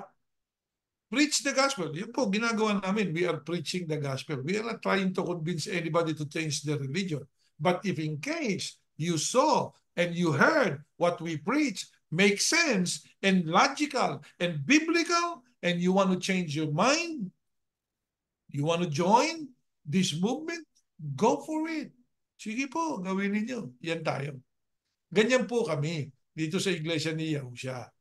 Hindi po naggagawa ng propaganda. No, wag natin gawin yung parang propaganda. Ito yung pinipreach. Ano po ba pinipreach natin kapag na Ernie? Pananampalataya ng iba o pananampalataya natin? Pananampalataya natin batay sa Oo. Biblia. Ito po Hindi yung sa natin amin. ini-impose. Ito Ngayon, po. doon kapatid na sa report ni Juan, kapatid na Jeriel, Aha. 5 pirasong tinapay at 2 pirasong isda na Mhm. parami yon ng Panginoon Diyos. Ayun, Nang 5 pirasong sa tinapay. Panginoon Diyos. Tama. Yun ang At nakasulat. Ano? 2 isda. Mali yung Oo. sinabi kong 1 piraso. 5 No, pirasong tinapay. tinapay. At Ilang isda ho? Ilang isda? 2 lang. 2 isda. Dalawang pirasong isda. Ayan. Napakain yung 5,000. Humigit 5,000 na kumulang. napakain. Ayun. Oo. Oo. Yan, Yun to yung be exact, himala. ano? Mga himala po yan ngayon. Ang tanong ko kapatid na Jeriel, siyempre sa ating mga paglilingkod, merong abulo yan dyan, ano? At ang nag-iingat yan ay ang mga leader ng relihiyon. Pagka inihandog na yung mga abuloy na yon, kapatid na Jeriel, sa atin pa ba yon? Hindi na. Yun ay nakaalay na sa Panginoon Diyos, di ho ba? Saan dapat gamitin po yon? Sa kabanalan. Huwag gamitin sa personal. Sapagkat sabi nga, yun ay para sa gawain ng Panginoon, pagpapalaganap ng Ebanghelyo, pagpapatibay sa mga kapatid, di ba? At yun nga ang mga major na pinagugugulan ng abuloy. Hindi ho pwedeng gamitin ng personal at ilagay sa negosyo, kapatid na Jeriel, o ipambili ng mayroon ba kayong isi-share na mga leader ng Ito, mga tingnan natin. relihiyon? Let me do sharing a little bit. Yeah. Can I share? Ayan, mag-share tayo. Share tayo dito. Ito, oh. Oh, yan, kung nakikita ninyo yan, oh. Yung interview, ilang bang minuto to? Tingnan nga muna natin kung mapakahaba naman eh. Maikli naman Ayan, siguro yan. ayan, oh. Yeah, Nakikita yeah. nyo yung, ay, naku, nawala. Nanlilisik Hindi yung mata. natin. Teka muna, meron po kasing commercial ito eh. Ayan, skip tayo. Wonderful for you. Back when, and I might add another thing too. We invest from, let's see, I don't know the exact number on last year yet, but it will run something in the neighborhood of 20, 25 million in the book. Can't do that and be broke. The final question is, a lot of people maybe have a misunderstanding then about what you do in prosperity preaching. So the final question is this: to those critics that say that a preacher should not be living a life of luxury, what is your response to that? They're wrong. That's it? That it's a misunderstanding of the Bible that if you go into the Old Covenant, do you think the Jewish people believe you should be broke? Are you saying that Jewish people appreciate money more than They believe in wealth. some people would find that offensive? Wait a minute now. I'm not talking about some people. I'm talking about the Bible. The blessing of Abraham. Abraham was extremely wealthy, and he had covenant with God. It's not the Jewish blessing, it's the Abrahamic blessing. God, I get excited talking about it because I love it. And I started out deep in debt with nothing, which is another story. But anyway. You say that it's biblical and that there's a foundation in the Bible for them. Close it with this. I had to learn this, like I said, from the Bible and from my spiritual mentor, Oral Roberts. And I learned it from him, working with him, and he was close friends until he died. And he took the same heat for believing God would prosper you that I've taken over the years. And Abraham was very, very wealthy man. Galatians chapter 3. If you belong to Christ, then are you Abraham's seed and heirs according to his promise. And his promise was great wealth. The Bible also says that it's more difficult for a rich man to get into heaven than it is for a camel to get through the eye of a needle, correct? That's the scripture. But he said, all things are possible with God. And he said, if you study the Greek behind that, it's trusting in wealth. When he said that, his disciples said, they were astonished out of measure because they were wealthy men. They were astonished out of measure, saying, how can anyone be saved? He said, all things are possible. Both of my grandfathers were preachers. They were both very poor. They lived simple, modest lives. They were extremely offended by men that made money like you do, preaching like you do. What would your response be to people that think that preachers shouldn't live this kind of a lifestyle? Folks like both my grandfathers. And I understand that. And I love them with all my heart. It's your grandfathers that we're standing on their shoulders. They held up and they stood for it. But when you go back to the Bible, it's full of wealth. And it's full of miracles, signs, and wonders. It's full of goodness It's full of meanness. It's just full of hell on earth. Those are the demons, not the people. I love the people. Again, getting back to Sir, thank you so much for your time What's your today. Lisa Guerrero. Lisa, God bless. Father bless Lisa. Thank you for her grandparents. Thank you for giving me the opportunity to know her, to her team. And I pray and I believe her peace will be successful. I love it. Well, kapatid I Erning, love to be on it. And it thrills me to get a chance diyan mo to have my makikita face yung again. Thank you I very love much, you. Reverend. You have a nice day. Yes, ma'am. Thank you very much.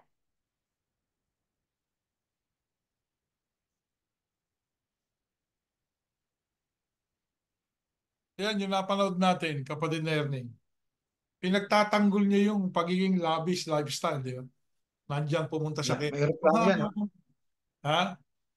Una, May higit sa reklamo. lahat, yan ay handog ng mga kamiyembro niya. Handog yun eh. Na ang paniniwala nila, yun ay pantutulong mo sa mga tao sapagkat at yun ay sa kapurihan ng Diyos. Pero sino nagpapasasa? Yan ang mga ganyang klaseng preacher, maraming ganyan ngayon eh. Lavish yung lifestyle. Yung mga members nila, ipagtatanggol yan. Ito siya nagtatanggol sa sarili niya. Ang sinasabi niya, gusto daw ng Diyos na ang mga preacher mayaman. Kaya ba't ang tinawag mangingisda? Yeah. Bakit ang tinawag yung panahon ng Panginoon Yahushua, mga mangingisda? At ang Panginoon Yahushua, karpintero. Bakit hindi Yeah. tawag ng bilyonaryo? Di ba? Exactly.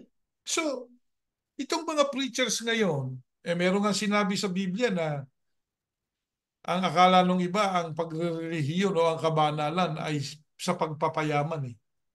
O yan. Paraan ng Oo, pagpapayaman. paraan ng pagpapayaman eh.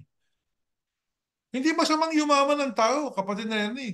Kung naghahanap buhay ka, nagninegosyo ka, di okay. Pero wag mong ibang negosyo yung mga handog.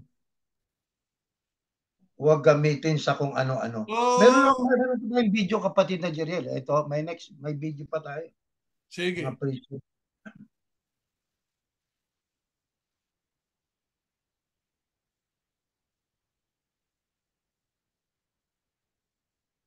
Hirap lamang ang Pilipinas at karamihan sa atin ay hindi man lang makasakay sa eroplano o barko habang may iilan na nagmamay-ari ng mararangyang mga sasakyan na nagkakahalaga ng aabot sa 10 billion pesos. Ngayon ay samahan ninyo akong tuklasin ang mga sikat na taong mayroong yacht, private plane at helicopter. Gretchen Barreto. Ang 51 years old na veteranang aktres ay may isang anak at partner ng isang bilyonaryo na si Tony Boy Cuangco. Spoiled ng kanyang partner, kaya naman nalalasap nito ang lahat ng mararangyang bagay. Meron siyang malaking yate na may 3 decks at tinawag itong MY Dominic, hango sa pangalan ng kanyang kaisa-isang anak. 2 kanilang yate at ang isa naman ay mas maliit. Pareho itong nakaangkla sa Manila Yacht Club. Maraming negosyo ang partner ni Gretchen na si Tony Boy sa loob at labas ng bansa. Kaya naman bumili rin sila ng private plane na gamit nila sa mga business trip at travel. Chavit Singson. Ang 79 years old na negosyante at politiko ay isa sa mga pinakasikat na personalidad pagdating sa maluhong pamumuhay. Meron siyang 2 yate na nakaangkla sa Manila Yacht Club. Ang isa ay tinatawag na The Escalera na nabili niya noon sa halagang 180 million pesos. Taong 2016 naman ay bumili siya ng isa pang yate na may habang 145 feet mula pa sa Italy at tinawag na MY Happy Life. Ito ay may 3 decks at mayroong 16 executive rooms. Mayroon pa itong 6 na jacuzzi at kayang magsakay ng 200 passengers. Ito ang pinakamahal na yate sa Pilipinas at nabili niya ito sa halagang tumataginting na 600 million pesos. Ginamit pa ito ng Miss Universe 2016 candidates sa kanilang pre-pageant events. 2 naman ang private plane na pagmamay-ari ni Chavit. Ang isa sa mga ito ay ang Dornier 328 na mayroong kapasidad na 30 passengers. Ang halaga nito ay tinatayang nasa 250 million pesos. Ito ang sinakyan nila ni Catriona Gray papuntang Thailand noong Miss Universe 2018. Madalas din niya itong gamit kasama ni Pacquiao kapag may laban ng boxing sa Amerika. Taong 2015 naman ay bumili si Chavit ng isa pang eroplano na Boeing 737. Ito ay may kapasidad na 200 passengers at nagkakahalaga ng tinatayang nasa 4 billion pesos. Dinaluhan pa ng Miss World 2015 candidates at iba't ibang personalidad sa showbiz ang pagbasbas nito sa NAIA. Eduardo Manalo. Siya ay kasalukuyang 65 years old at tumatayong executive minister o ang pinakamataas na leader sa relihiyon na Iglesia ni Cristo. Dalawa ang private plane nito na nakapark sa Clark Air Base ayon sa report ng Rappler. Mayroon itong Boeing Business Jet 737 na binili noong 2011. Customized ito upang magkaroon ng kwarto. May kapasidad na 30 passengers at nagkakahalaga ng 4 billion pesos. Maintenance pa lamang nito ay aabot na sa 4 million pesos kada taon. Bumili si Manalo ng isa pang eroplano na Airbus 330-202 taong 2012 na nagkakahalaga naman ng 10 billion pesos. Ang mga eroplanong ito ay gamit ni Eduardo Manalo at iba pang leader ng Iglesia ni Cristo para sa kanilang pastoral at personal trip sa loob at labas ng bansa. Manny Pacquiao.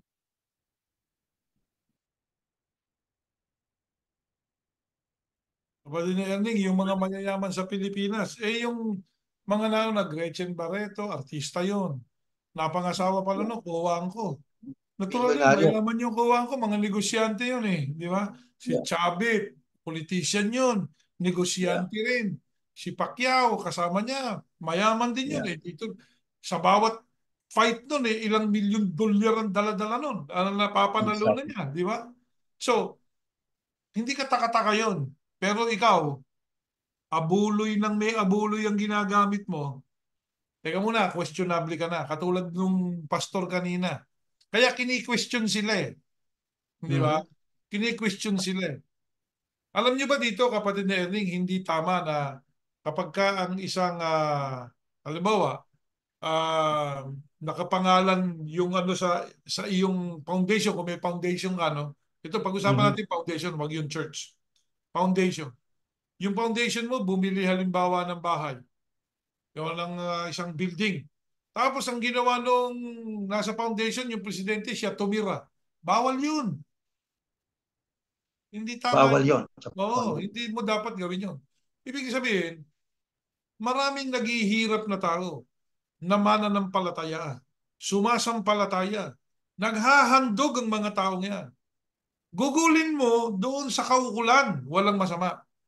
Pero pag ginugol mo sa luxury, yung iba na mga di umano'y mananampalataya daw, pero para sa atin, hindi mananampalataya kapag kaganon po kapanatikuhan yun You know, pagka kukwestiyonin natin yung pinaggugugulan ng ating handog, tayo nag-ahandog tayo. Pag naghandog ka, ang iniisip mo, gugugulin yun sa tama.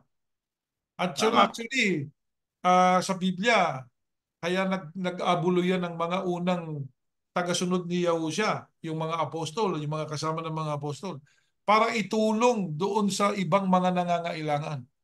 Hindi para magtayo ng kapilya kasi yung panahon na yun, hindi naman sila nagtatayo ng mga kapilya, hindi sila nagtatayo ng templo dahil giniba na yung templo di ba? Nagiba na yung templo pagkatapos ng Panginoong Yahusha, nakita niya nung umakyat sa langit, yung year 70, ginaba uli yung templo Kaya naideklara na niya na ang templo yun ang mga yung mga tao, yung tagasunod niya, yun ang templo, kayuan niya ang templo. At yun din ang sabi niya, tatahang kami ng aking ama. Tama. Yun ang tahanan ng Diyos ngayon, itong katawang ito. Kaya kailangan tayong mabuhay ng matuwid. Yung kaninang pinag-uusapan, huwag tayong magyayaba. Kasi ayaw ng Diyos titira doon sa templo ng mayabang. Di ba? Ayaw niya yun Sabi nga, offensive sa kanya yun Ngayon, kung kailangan mo, why not? Di ba? Pero, ba't kailangan luxury? Yan ang tanong. Alam niyo po ba, ang isa sa rin nating hangaan, wala siyang. Pero mas mayaman ito na leader ng religion, kapatid na Erning. Sino yan, As, kapatid? aba, ito po yung Papa. Ay, yeah. Oh, yung Papa, ang Iglesia Katolika, pinakamayaman na yan na nakita ko reliyon eh. Isipin mo, may sariling bansa yan. Saan ka Yeah. nakakita reliyon, may sariling bansa? Kasi po, yung Vaticano, kapatid na Erning, yung Vatican, hindi po Italy yun.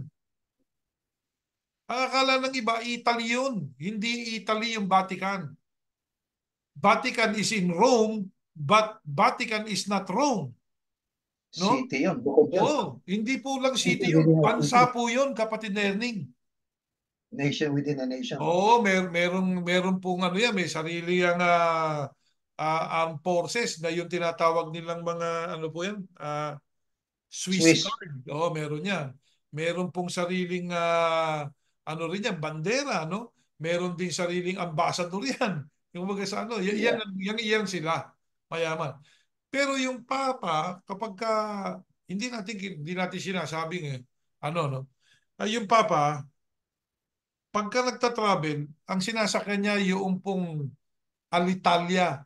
Yun ay pambansang eroplano ng Italia eh. Alitalia, para ganun eh. Para sa atin, Philippine Airline.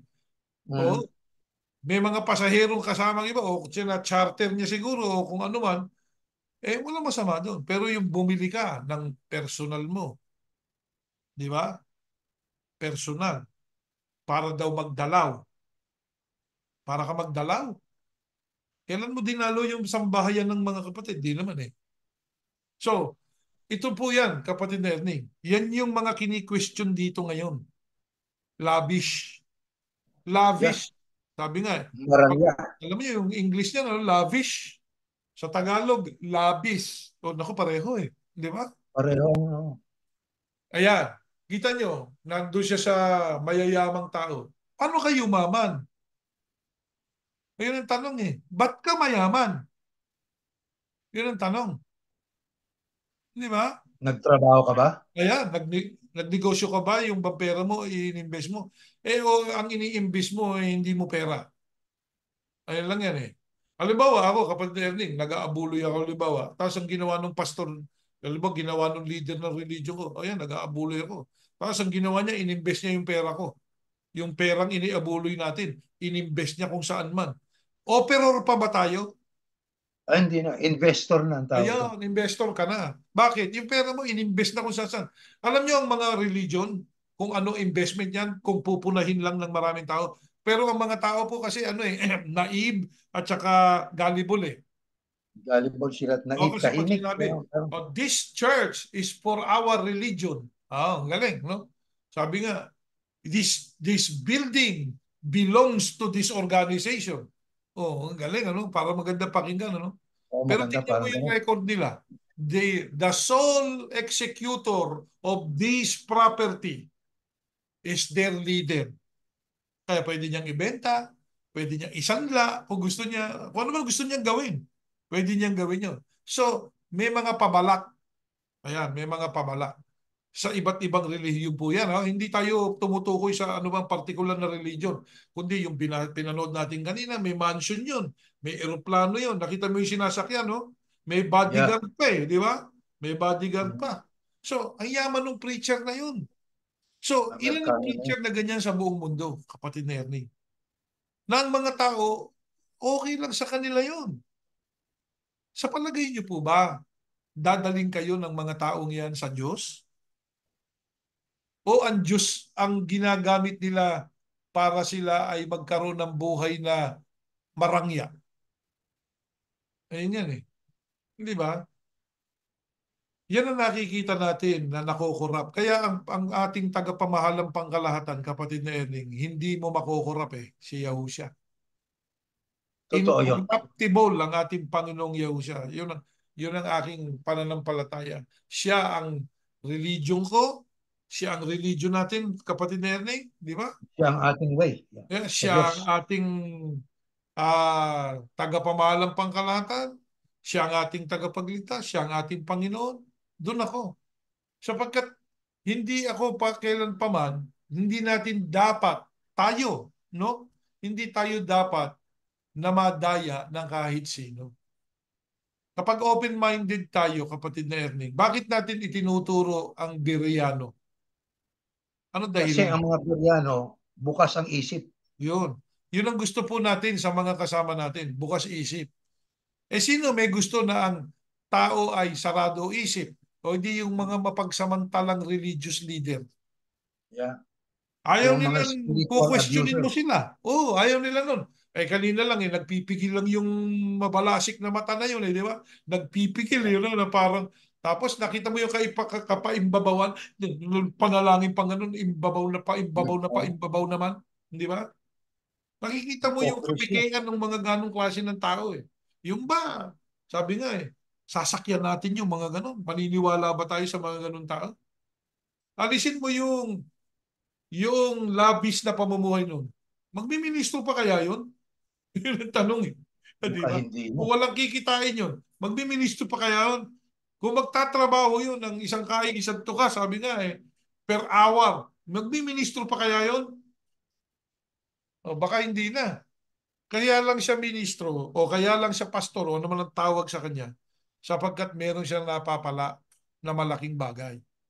Yan Totoo. Na-corrupted na yung mga ganong klase ng tao. Corrupted na siya, naging makalaman na. Pinakinabangan Kapakinabangan. yung abuloy sa pansarili ginamit. Yung ginagamit na sa sariling kapakinabangan. Di Yeah. ba? Sa sariling kapakinabangan. Luxury na eh. Kapag ka luxury na, Luxury. lavish na, ano na, ikaw, nagiging hambog ka na.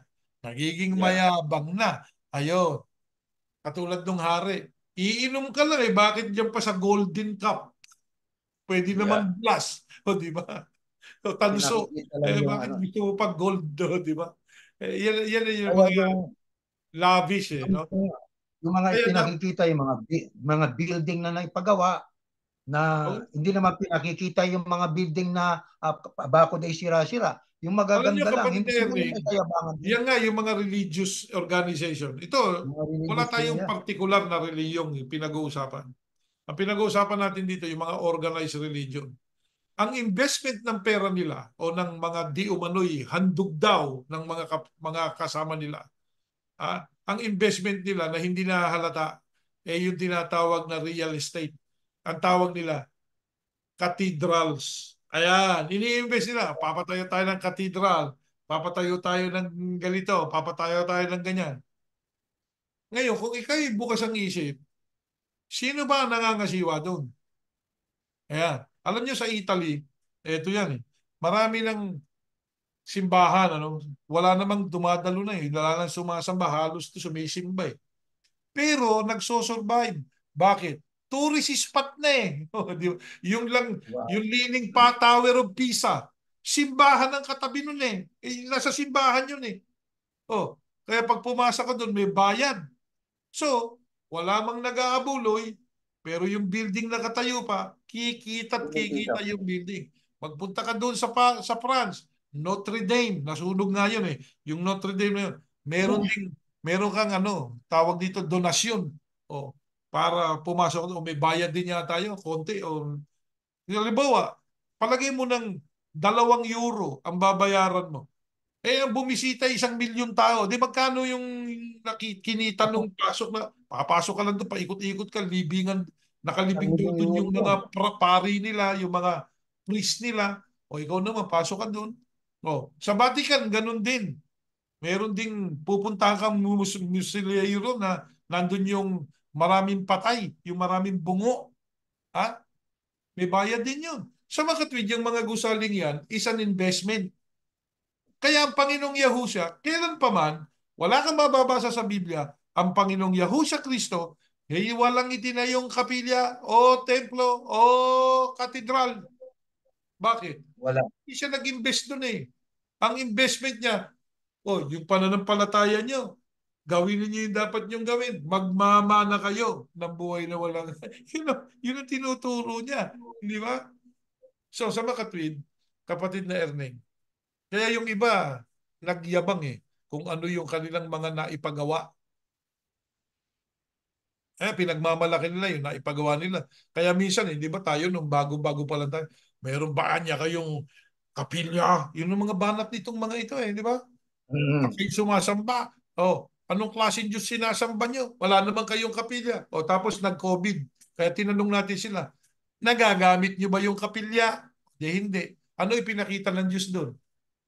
Hindi mahalaga yun. Hindi ako tumitira dyan, sabi ng Diyos eh. Hindi niyo ako masusumpungan dyan. Nandun ako sa bawat taong sumasamba. Oh, Tama. Kayo ang templo. nandun siya sa atin. Kaya tayo pong mga iglesia ni Yahusha. Oh, ang hierarchy natin, ang Ama, ang Anak, at tayong lahat. Yan tayo. Huwag tayong maghahambog. Hindi po makabubuti sa atin yun. Huwag nating tularan ng maraming organized religion na nung lumaki na, nagambog na. Di ba? Eh nga, pride ang umiiral. Sino ba yung mga yan? Lit-lit lang yan, kayang tirisin yan. Yung mga ganon, ng mga salita. Di ba ba? O, wala namang mga sinabi yung mga yan. Mga wala namang kwenta yan. Yung mga ganon po bang salita? O, Totoo po yan. Nadidinig natin yon. At mismo ako, naranasan ko po yan. Sabi ng isang diakono na ng Iglesia ni Cristo, ito napapangalanan, sa inyo ba dumarami kayo? Saan kayo sumasamba? May kapilya ba kayo? Yung parang pananalita na mararamdaman natin yung pagmamalaki. yeah. Pagmamalaki. Kami meron, kayo wala. Kami dumadami, kayo hindi. Parang ganun ba? Ang Yeah. pagpaparami po, hindi natin trabaho.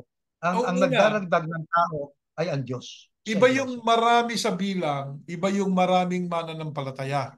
Okay? Yeah, quality. Yung iba kasi, mga tarjeta board nila, isang damakbak na tao nakatala, oh.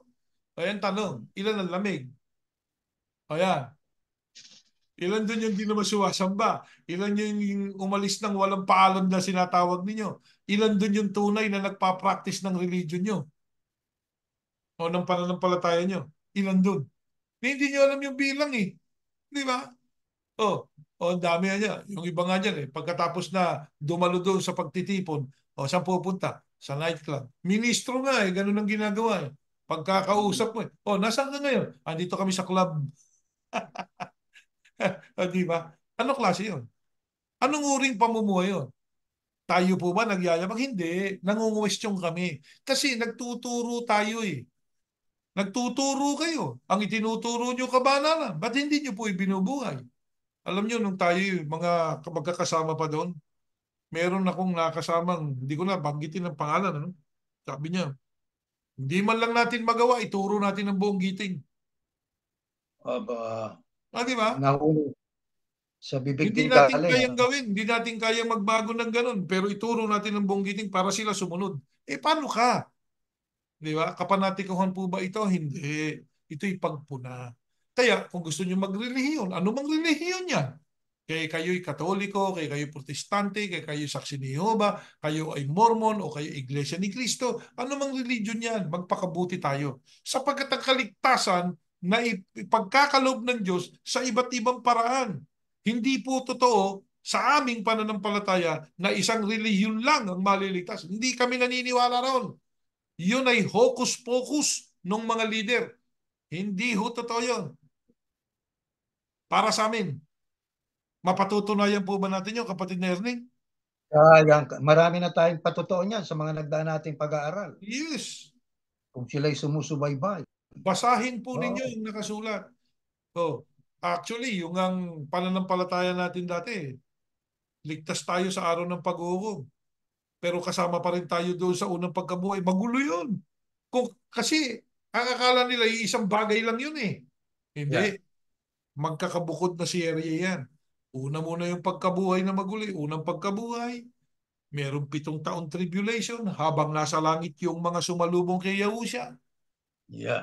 Pagka yung tribulation na yan dito sa mundo ay grabing-grabe at aping-api na ang Israel, pabababain si Yahusha kasama yung mga unang binuhay para isagot ang paghuhukom sa lahat. Titipunin ng hari ang kanya, parang titipunin ng hari ang mga tupa, kaya ng tupa, pagbubukod-bukod ng pastol sa mga tupa at kambing. Di ba? So yun ang paghuhukom. Doon ka kamo maliligtas. Ikaw kamo yung idideklarang kambing. Hindi. Ano pala? Tupa. Di ba? Hindi ka kasama doon sa bumaba. Nakita niyo po ba, kapatid na Erning, kung papaano tinitwist ng mga preacher ang doktrina. Kaya dito, ang tinatanong natin, hindi yung corruption. Kung gusto mong magkaroon ka ng anumang bagay, sige. Kung hindi naman labag sa batas yan, sige. Sabi nga nung ibang mga kaanib dyan, kapatid na Erning, pag tinatanong sila, bakit kayo ba nag-abuloy? Di naman kayo nag-aabuloy. Kami nag-abuloy. Ano pakialam ninyo kung ang aming leader ay meron yan? O good, sige, go ahead. Di Go ba? ahead. Ang sinasabi lang natin, wag naman yung kung yung handog ayon sa Biblia ibinibigay sa mga nangangailangan. Hindi para ipamuhay ng lavish noong nagtuturo kasi wala namang apostol na lavish ang pamumuhay. Kung meron Yeah, sana, wala. meron ba? Meron po bang apostol na lavish ang pamumuhay? Hindi. Mga fishermen nga sila eh. Yeah. Mga fishermen ng karamihan. Kung mayroon man dong learned na galing sa Sanhedrin, dating Pariseo, walang iba kundi si Saulo na naging Apostol Pablo. Di ba? Yeah. Natuto. Pero Paanan itong meron siyang niya. pag-aari o property batay do sa kanyang negosyo, di ba? Exactly. May hanap buhay siya. Tent, may Yeah. ano siya. Maker siya. So, Bueno, kapatid na Jeriel at mga mahal na kapatid, ang isa po ang dapat nating madama sa ating ginagawang pag-aaral. Kaya ang titulo ng aming pag-aaral ay ang 1,001 tanong ng mga Beryano. Nagtatanong tayo, Bibliang sumasagot, at ang katuparan ay pinakita natin sa videos na ating inilantad sa inyo.